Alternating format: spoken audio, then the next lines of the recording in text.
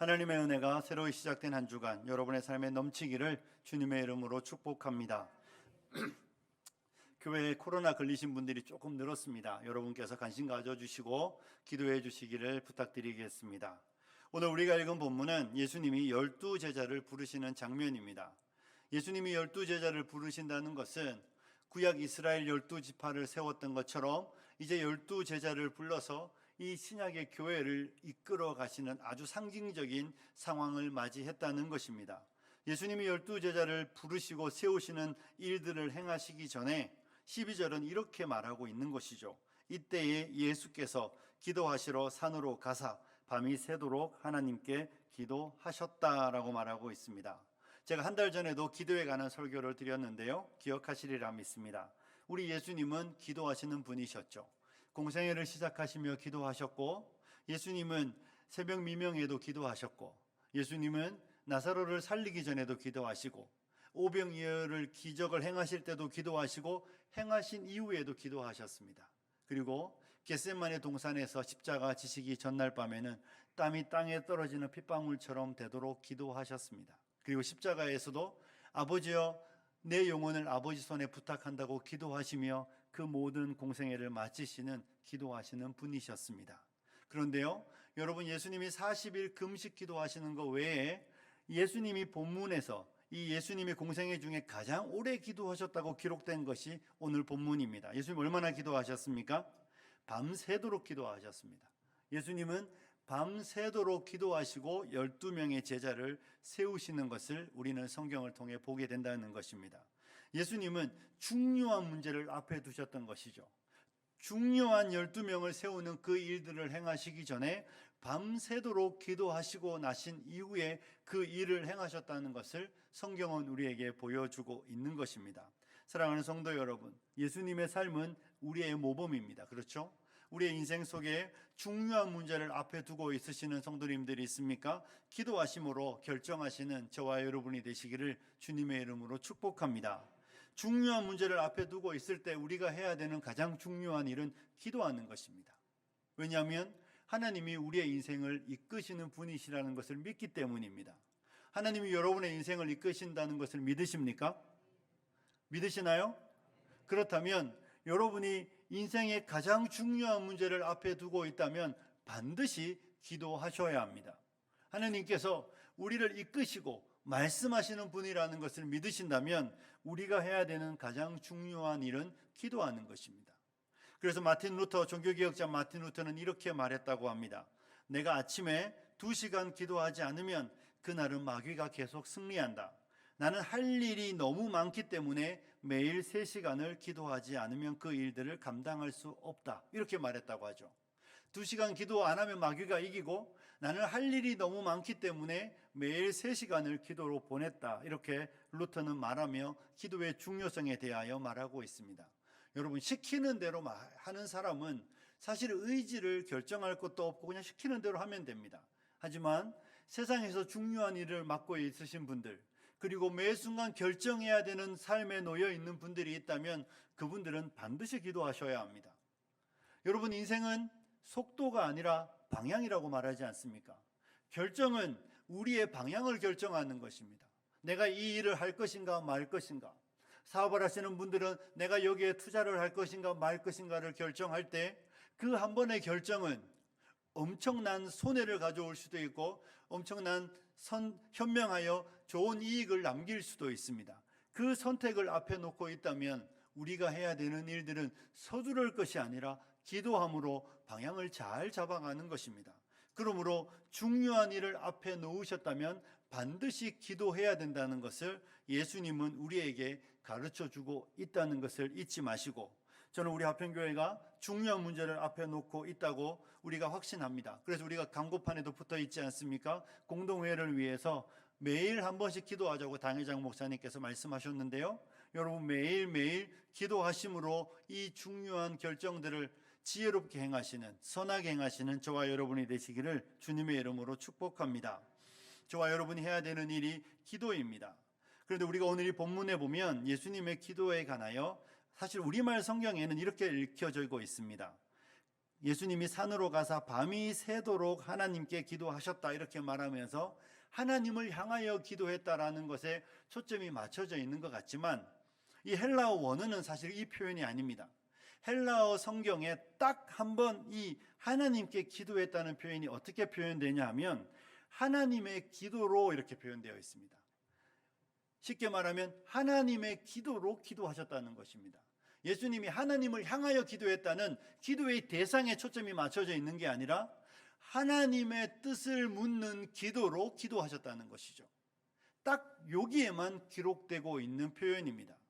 하나님께 뜻을 물으며 하나님의 의중이 어디에 있는지 하나님의 기도로 기도하셨다는 것입니다.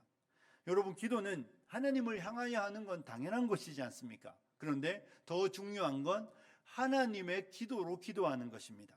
하나님께 하나님의 뜻이 무엇인지 물으며 기도하는 것이 기도에서 더욱 중요한 사항이라는 것이죠. 우리는 기도하면 늘 이런 데 익숙하지 않습니까? 구하라, 찾으라, 두드리라, 부르짖으면 된다. 그래서 중요한 문제를 놓고 무엇인가를 이루고 싶을 때 작정 들어가지 않습니까? 100일 작정, 1000번제, 40일 금식기도 좋습니다. 여러분, 그런데 우리말 표현에도 지성이면 감천이라고 말하잖아요. 뜻이 뭡니까? 지극한 정성이면 하늘도 뭐한다? 감동한다. 이러면서 기도는 하나님을 감동시키는 것으로 자꾸 가는 경향이 있는데 50%는 맞지만 50%는 틀렸습니다. 여러분, 기도는 하나님을 물론 감동시키는 거 맞습니다. 기도는 하나님을 향하여 온 마음을 기울여 하는 거 맞습니다. 그런데 기도는 그것보다 더 중요한 사항이 있습니다. 그것이 무엇이겠습니까? 하나님의 뜻을 발견하는 시간이라는 것입니다. 사실 기도는 지극한 정성으로 하늘을 감동시키는 게 아니라 하나님의 백성이 하나님 앞에 나아가 하나님의 생각이 무엇인지 확인하고 하나님의 뜻이 무엇인지 확인하고 그 뜻에 나를 복종시키는 게 기도입니다. 왜 이것이 중요하겠습니까? 사랑하는 성도 여러분, 여러분은 여러분의 뜻을 잘 복종합니까? 여러분의 뜻을 잘 끄시나요? 남편과 아내가 대화할 때, 어떤 문제를 놓고 이야기할 때 왜 싸움이 일어납니까? 싸움이 일어나는 이유는 뜻과 뜻이 부딪혀서 충돌하기 때문이에요. 만약에 내가 아내의 이야기에 잘 순종하는 남편 같으면 싸움이 안 일어납니다. 남편의 이야기에 내 뜻을 잘 순종하는 사람들 같으면 싸움이 안 일어납니다. 그런데 싸움이 일어나는 많은 이유는 의지와 뜻과 뜻이 충돌하는 것이죠. 그리고 누구도 그 뜻을 꺾지 않기 때문입니다. 뜻을 꺾지 않는 건 우리 모두가 내가 옳다고 확신하기 때문입니다. 다 내가 맞아요. 그래서 주님의 교회 안에서도 내가 교회를 너무 사랑하기 때문에 많은 경우 싸움이 일어난다고 말씀하더라고요. 저기 분당에 있는 우리 유기성 목사님이, 제가 터키에서 선교사 대회를 할 때 목사님이 그 이야기를 하시더라고요. 아버님이 목사님이셨는데 교회 안에서 자꾸 싸움이 일어나더래요. 그런데 나중에 깨달았대요. 왜 싸우는가 봤더니 사람들이 교회를 너무 사랑해서 싸우더래요. 너무 사랑하기 때문에 다 내 뜻이 진리라고 믿고 내 뜻이 정답이라고 믿기 때문에 이 모든 소리가 일어나니까 교회가 계속 분란이 일어나더라고. 그 이야기를 하는 걸 제가 들었습니다. 여러분, 우리의 의지는, 우리의 자아는 쉽게 꺾이는 자아가 아닙니다. 우리의 자아는 절대로 누군가에게 나를 꺾어서 그 의지 앞에 나를 복종시키려는 그런 자아가 아닙니다. 우리의 자아는 언제나 내가 이겨야만 속이 시원하고 내가 이겨야만 마음이 편안한 자아들입니다. 그런데 우리가 기도의 자리에 나올 때에 많은 경우 여러분, 우리의 생각을 가지고 나가지 않습니까? 우리의 뜻들을, 의지를 가지고 나가지 않습니까? 그래서 그 뜻을 가지고 가서 하나님을 꺾어보려고 하는 게 우리의 기도의 시작일 때가 참 많이 있습니다. 하나님, 내가 이거 하려고 하는데 들어주셔야 합니다. 안 들어주면 죽어버릴 겁니다. 이게 40일 금식기도 하는 거예요. 하나님, 안 들어주시면 나 이렇게 죽을 거니까 들어주시든지 말든지 하세요. 이런 마음으로 자꾸 가는데 여러분, 아니잖아요. 그죠? 우리가 성경에 보면 탕자의 비유가 나오지 않습니까? 탕자가 아버지에게 가서 용감하게 살아계신 아버지에게 아버지 어차피 줄 거 지금 주시죠 이러면서 자기에게 돌아올 유산을 달라고 말합니다. 여러분, 아버지가 탕자가 집 나갈 때 유산 받으면 잘 써서 그 일들로 엄청난 사업을 이룰 거라고 생각하지 않았을 것입니다. 왜 안 줬겠습니까? 때가 아닌 걸 아는 것이죠. 그런데 자꾸 때 쓰니까 그래 해봐라. 그리고 성경에 보면 아버지는 탕자가 돌아올 날만 눈꼽아 기다리고 있지 않습니까? 우리의 의지를 하나님 앞에 내어놓고 하나님을 꺾는 게 기도라고 말하면 그 삶은 다 실패합니다. 기도는 그거 아니에요, 여러분. 기도는 뭐라고요? 하나님의 기도로 기도하는 것입니다. 하나님 앞에 나아가 하나님의 뜻이 무엇이든지 묻고 하나님께서 내 잘못된 생각을, 내 의지를 꺾고 하나님 앞에 나를 복종시키는 게 기도라는 것입니다. 그래서 야곱의 환도뼈가 부러질 때 야곱의 인생에 하나님을 향한 아름다운 삶의 길이 열리는 것이죠. 성경은 야곱이 이겼다고 말하지만 야곱이 뭘 이겼습니까? 그의 평생 살아오던 그의 의지고 힘이었던 그의 허리뼈 관절이 부러졌습니다. 더 이상 도망갈 수도 없고 자기 뜻과 자기 삶으로 살아갈 수 없는 야곱이 되어버렸습니다. 그런데 성경은 이겼다고 말합니다. 이것이 기도입니다. 사랑하는 성도 여러분, 기도는 절대로 내 뜻을 하나님 앞에 관철시키는 거 아닙니다. 기도는 우리의 인생을 계획하시고 나보다 나를 더 잘하시며 내 인생의 가장 좋은 길, 선한 길, 아름다운 길이 무엇인지 아시는 하나님 앞에 나아가서 그분의 뜻을 묻고 그분의 뜻 앞에 나를 복종시키는 게 기도라는 것을 성경이 우리에게 말하여 주고 있다는 것을 믿으시고 하나님의 뜻에 우리를 복종시키는 지혜로운 성도님들이 되시기를 주님의 이름으로 축복합니다. 여러분, 우리가 늘 정답인 것 같잖아요. 저도 제 인생 속에서 이 결혼을 앞두고 기도를 할 때가 있었습니다. 이제 한 20년 지났으니까 이런 이야기 해도 되잖아요, 그죠? 설마 뭐 이런 이야기 한다고 저희 아내가 저에게 화를 내겠습니까? 우리 아이들에게 제가 늘 이렇게 말합니다. 네 엄마는 내 첫사랑이야, 이렇게 말하지만 순전히 새빨간 거짓말입니다. 저도 27인가 28에 정말 괜찮다고 생각되는 자매를 본 적이 있습니다. 그런데 자매를 봤으니 그때 제가 좀 경건했어요. 기도를 열심히 하는데 기도를 하면 눈을 뜨면 이 동그라미인데 기도를 하면 자꾸 제 마음에 뭐예요? X예요, X. 그래서 눈을 뜨면 O, 눈을 감으면 X. 그때 열심히 기도할 때 하나님이 아니라고 마음을 주시니까 내려놓겠습니다. 그리고 한 2년쯤 지나서 아내를 만났습니다. 눈을 뜨면 X, 눈을 감으면 자꾸 하나님이 O 하시는 거예요. 하나님, X인데요? 그래서 제 결혼식에 온 사람들이 저희 아내를 보고 다 이렇게 고개를 이렇게 하는 후배들을 만났습니다. 어디 있는지 모르겠습니다. 여러분, 근데 눈을 감으면 O였습니다. 그리고 하나님의 뜻이 확신하고 그리고 나서 아내를 만나면서 교제를 하고 제가 6개월 만인가 결혼을 했습니다. 그런데 시간이 지나고 나서 제가 깨닫는 사실이 있습니다. 하나님은 정답이라는 것입니다. 하나님은 절대로 실수하시는 분이 아닙니다. 하나님은 애써 내 인생을 돌리시는 분이 아니더라는 것을 발견한다는 것입니다.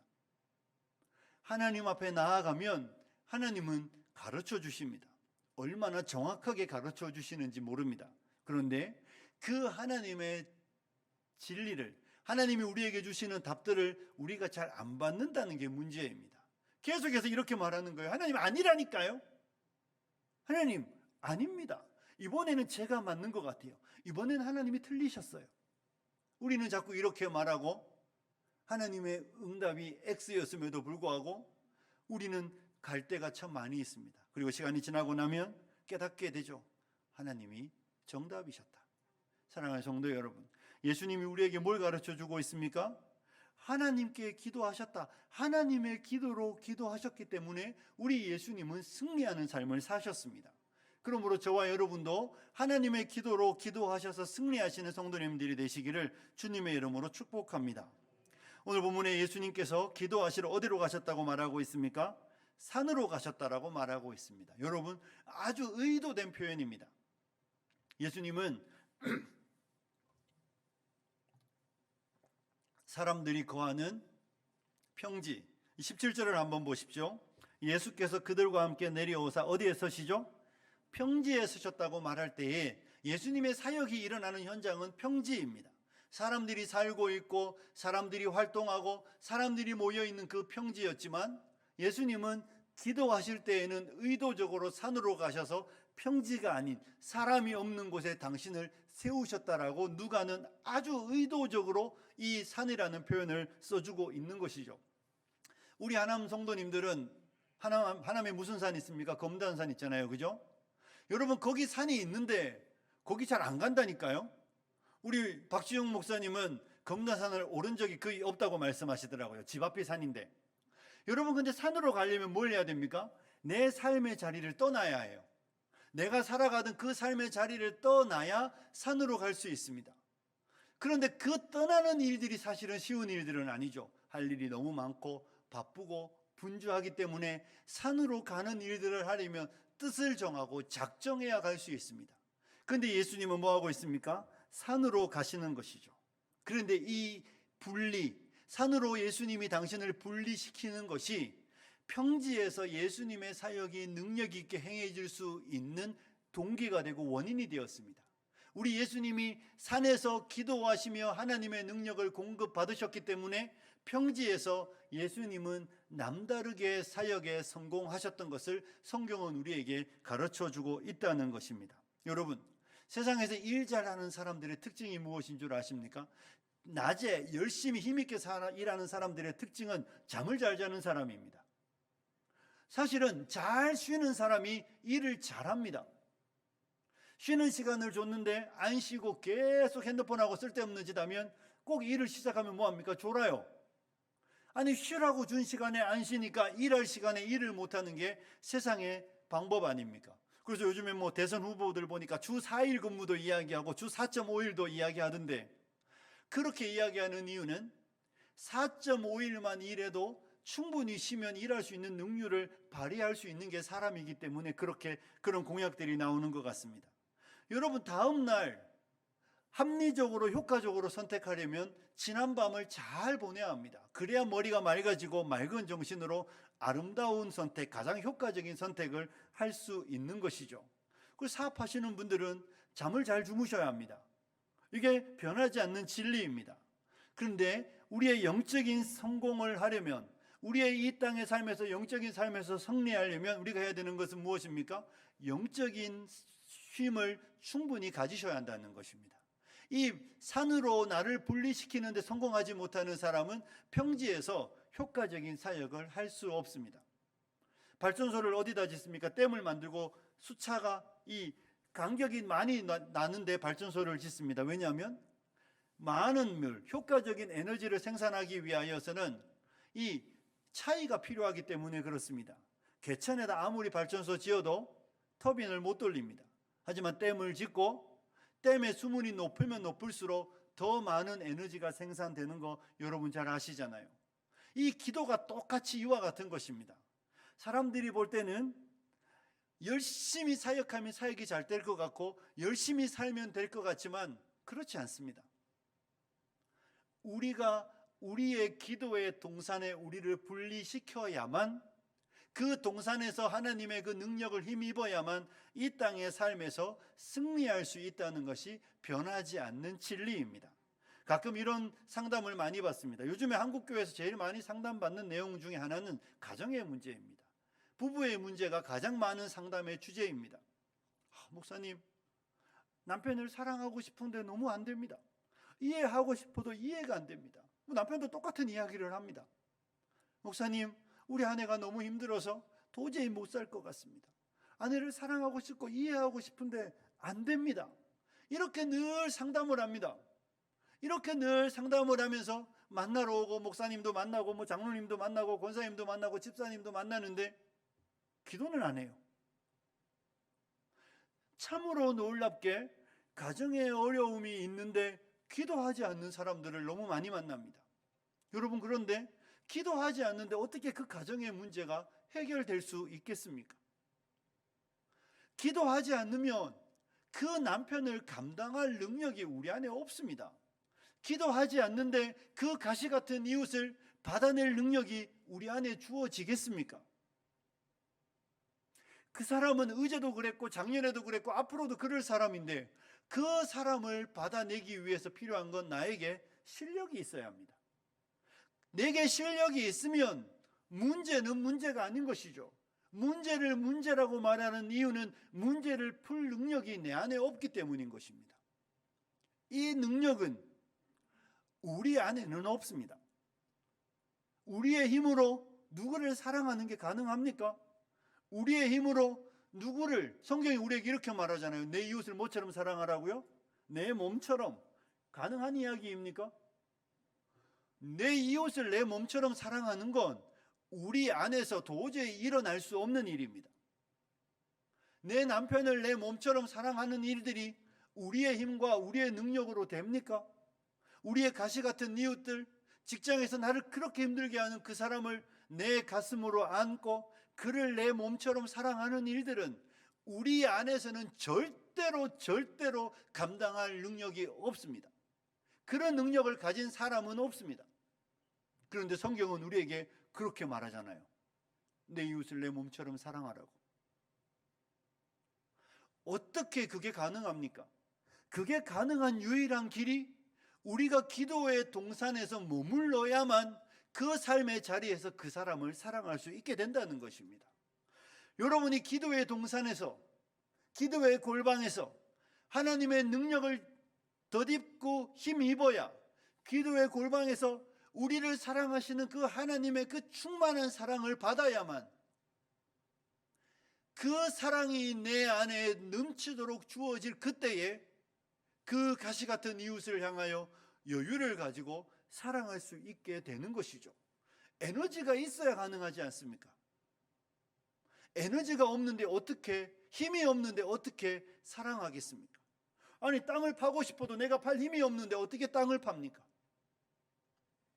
그래서 성경은 우리에게 자신을 효과적으로 분리시키는 그 사람만이 이 땅에서 능력 있는 사역을 감당할 수 있다고 성경은 계속하여 말하여 주고 있는 것이죠. 그러므로 사랑하는 성도 여러분, 여러분이 누군가를 사랑하고 싶으면, 여러분이 지금 누군가에게 이야기하고 누군가에게 말하여 답을 듣고 싶어하는 이야기가 있으면 그 사람을 찾아갈 일이 아니라, 요즘에 많은 상담자들 있잖아요. 개도 상담하고 사람도 상담하던데 그 사람들을 찾아갈 일이 아니라 여러분은 기도의 골방에 여러분을 세우셔야 합니다. 여러분이 기도의 골방에 여러분을 세우면, 여러분이 기도의 골방에서 하나님을 만나는 데 성공하기만 하면 그 문제는 더 이상 문제가 아니라는 것을 발견하게 될 것입니다. 그러므로 저는 우리 하평교회 모든 성도님들이 여기 다니고 저기 쫓아다니면서 내 삶의 문제를 이야기하는데 시간을 허비하는 어리석은 사람들이 되지 않기를 부탁드립니다. 여러분이 해야 되는 딱 한 가지는 하나님의 기도의 골방에 나아가 산으로 가시는 예수님처럼 여러분의 기도의 동산으로 나아가 하나님 앞에 머물러 서시는 저와 여러분이 되시기를 주님의 이름으로 축복합니다. 성경이 우리에게 말씀과 기도로 거룩하여져 간다고 말하지 않습니까? 말씀과 기도 외에는 다른 것을 우리에게 주시지 않았다는 것입니다. 하나님의 말씀 앞에 머물러 서서 하나님의 뜻을 발견하고 기도의 골방에 머물러 서서 그 말씀을 실천하고 싶어하는 간절한 열망을 안고 주님의 도우심을 구하면 주님이 여러분에게 반드시 능력을 주실 줄로 믿습니다. 그 능력만이 세상에서 여러분이 능력 있는 사역자로 만들어준다는 것입니다. 예수님이 이 평지에서 능력으로 사역할 수 있었던 이유는 기도의 골방에 머무르셨기 때문이며 산에서 기도하며 지난 밤을 온전히 보내시는 그 예수님으로 인하여 예수님은 평지에서 승리할 수 있었다는 것을 성경은 우리에게 가르쳐주고 있는 것입니다. 사랑하는 성도 여러분, 어떻습니까? 여러분은 기도의 골방에 잘 머무르고 있습니까? 한 달 전에도 기도회 가는 설교를 했으니까 여러분 어떻게 좀 더 기도하는 시간이 늘어가고 있습니까? 여러분의 기도가 더 깊이 더 간절하게 나아가고 있습니까? 그래서 여러분의 삶의 자리가 조금씩 변화가 일어나고 있습니까? 여러분의 산으로 가셔야 합니다. 여러분의 기도의 동산으로 가는 것 외에는 다른 것으로는, 절대로 다른 것으로는 여러분의 환경을, 여러분의 그 삶의 자리를 변화시킬 수 없습니다. 여러분은 아무것도 하지 못하고 세상 사람들하고 똑같이 반응하고 세상 사람들하고 똑같이 가는 그 길로 갈 수밖에 없습니다. 기도하지 않으면 안 된다는 것이 성경이 우리에게 가르쳐주는 진리입니다. 저는 화평교회 성도님들이 산으로 가시는 예수님을 본받아 평지에 머무르며 평지에서 한숨 짓지 마시고, 평지에 머무르며 평지에서 가슴 치지 마시고, 평지에 머무르며 무엇을 해야 될지 어찌할 바를 몰라하며 당황해하며 염려하며 근심하지 마시고, 기도의 동산으로 가시는 지혜로운 저와 여러분이 되시기를 주님의 이름으로 축복합니다. 사랑하는 성도 여러분, 성경에 기도라는 단어를 표현할 때에 명사로도 표현하고 동사로도 누가는 표현하는데요, 명사로는 5번밖에 표현하지 않습니다. 기도에 관하여 누가는 표현할 때마다 20번에 걸쳐서 동사로 표현합니다. 이 말의 의미가 무엇이겠습니까? 기도는 뭐 하는 거다? 하는 것입니다. 여러분, 기도는 이론이 아니에요. 기도라는 명사형이 아니라 기도는 한 사람이 행하는 행동을 나타내는 단어입니다. 그래서 우리 예수님은 기도에 관하여 이야기하실 때 친히 뭘 하는 것입니까? 주 예수 친히 기도로 큰 본을 보여주셨던 것입니다. 잊지 마십시오. 기도는 행동입니다. 기도는 절대로 이론이 아닙니다. 여러분이 저에게 목사님 기도가 잘 안 돼요, 기도는 어떻게 해야 되죠? 이렇게 물을 때 목사의 대답은 기도하시라는 것입니다. 일단 기도의 자리로 가셔서 거기에 앉으시면 됩니다. 기도가 안 돼요 이래도 상관없습니다. 기도의 자리에 가셔서 기도의 자리에 여러분을 세워보십시오. 처음에는 5분이 50분 같습니다. 그런데 시간이 지나면 50분이 5분처럼 느껴지는 놀라운 경험을 하게 될 것입니다. 여러분, 우리 가운데 마라톤 하시는 분들 있잖아요. 42.195km를 다 뛴 사람, 우리 다 박수치고 존경하는데 그 사람이 처음부터 42.195km를 뛸 만한 능력이 있었을까요? 아니에요. 처음에는 딱 100m만 뛰면 하늘이 노래졌을 것입니다. 막 심장이 터질 것 같았습니다. 그런데 처음에는 100m, 그 다음에는 1km, 그 다음에는 10km, 그 다음에는 완주하는 것입니다. 그 자리에 계속해서 자기를 세웠기 때문에 42.195km를 다 뛰는 힘이 주어지는 것처럼 기도도 똑같은 것입니다. 기도는 가만히 앉아서 기도해야지 한다고 되는 일들이 아니라 기도의 자리에 나를 세우는 그 사람만이 기도의 그 풍성함을 맛보게 된다는 것이 변하지 않는 진리입니다. 우리가 옛날에는 이런 표현도 썼잖아요. 부뚜막에 소금도 집어넣어야 짜다고. 무슨 이야기입니까? 아무리 손쉬운 것도 하지 않으면 아무런 효과를 볼 수 없다는 이야기입니다. 우리 다 이런 이야기 하잖아요. 다이어트 해야지. 목사님 살 빼고 싶어요. 그런데 운동화 끈도 종여매지 않고 이불을 걷지도 않고 계속 누워서 만날 때마다 목사님 다이어트 하고 싶어요. 그러면서 밤마다 전화 야식 시키고 밤마다 먹고. 아니 여러분, 다이어트의 비법은 다 알잖아요. 모르는 사람이 있습니까? 일찍 일단 주무시고 눈이 뜨시면 아파트를 걷든 뭐 동산을 걷든 뭘 하든 걸으십시오. 그리고 집에 돌아오면 식욕이 왕성할 때 평소에 먹던 밥그릇을 던져버리고 반만 되는 거, 그 반만 드시면 살 쪽쪽 빠집니다. 고민 안 하셔도 살 빠집니다. 괜히 TV 틀어서 뭐 6번과 8번 사이에 나오는 7번, 9번 뭐 이런 데 다 건강보조식품 팔대요. 매일 그거 먹으면 살 빠지겠지. 절대 안 빠집니다. 다 알고 있지만 하지 않기 때문에 건강보조식품이 잘 팔리는 겁니다. 다이어트의 비법은 적게 먹고 잠 잘 주무시고 열심히 걸어 다니시면 살이 쭉쭉 빠집니다. 그런데 먹는 걸 안 줄이면 살이 빠지겠습니까? 저는 지난 1년 사이에 한 8kg 정도를 뺐습니다. 어떻게 뺐을까요? 고기를 끊고. 고기를 끊으니까 밥이 안 땡기더라고요. 밥을 한 반 정도 먹으니까 자연스럽게 체중이 줄어가더군요. 그래서 결혼할 때나 지금까지나 똑같은 허리를 유지하고 있는 것이 저의 비법입니다. 여러분, 다 알잖아요. 안 해서 문제지. 기도도 마찬가지입니다. 기도가 능력이라고 100번 말하면 뭐합니까? 목사가 아무리 설교하면 뭐합니까? 어떤 목사님이 그러대요. 설교를 듣는 이유는 기도하기 위해서라고요. 뭐라고요? 기도하려고 설교를 듣는 거예요. 말씀을 들었으니까 두 주먹 불 끈지고 기도의 자리에 가서 하나님, 들은 말씀대로 살도록 내게 힘을 주십시오. 그렇게 기도하기 위해 말씀을 듣는 거예요. 그래서 말씀을 듣고 기도하면 삶이 사라지거든요. 그런데 말씀을 듣고 기도하지 않으니 삶에서 뭔 일이 벌어지겠습니까? 기도하시면 삶이 변하는 걸 보게 됩니다. 여러분이 기도의 자리에 여러분을 세우면 세우는 만큼 효과적으로 놀라운 일들이 일어나는 걸 경험하게 될 것입니다. 성도가 기도하면 가정이 변합니다. 믿으십니까? 성도가 기도하면 가정이 변해요. 그러면 교회가 기도하면 뭔 일이 벌어지겠습니까? 교회가 부흥되겠죠. 교회가 기도하는데 부흥 안 된다는 건 말이 되지 않습니다. 기도하는 교회는 반드시 부흥됩니다. 믿으십니까? 그러면 한국 교회가 기도하면 무슨 일이 벌어지겠습니까? 세계 선교의 불꽃이 타오르게 되는 것입니다. 한국 교회가 기도의 능력을 잃어버리고 나서 세계 선교를 향한 열정도 다 잃어버렸습니다. 여러분, 제가 아프리카를 떠나면서 제일 미안했던 것 중에 하나는 저의 선임 선교사님이 20년이 넘었는데 아직도 막내세요. 놀랍지 않습니까? 20년 동안 한국 교회의 젊은 선교사들이 선교지에 안 들어온다는 것입니다. 선교지에 계신 분들이 지금 대부분 은퇴를 맞이하고 있는데요. 그분들의 걱정이 다 하나예요.